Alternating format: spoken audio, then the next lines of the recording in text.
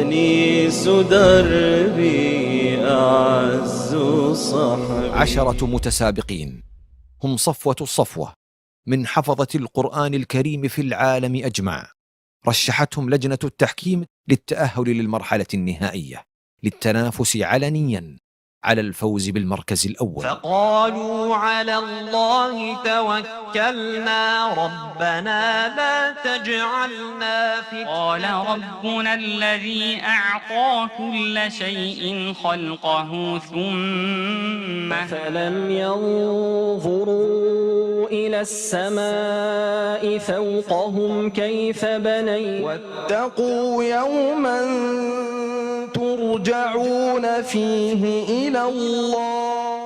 ما كان ربك مهلك القرى حتى يبعث في ولو ترى إذ فزعوا فلا فوت وأخذوا من مكان قريب. يا أيها الذين آمنوا إن تتقوا الله يجعل لكم فرقانا. فإن لم يستجيبوا لك فاعلم أنما يتبعون.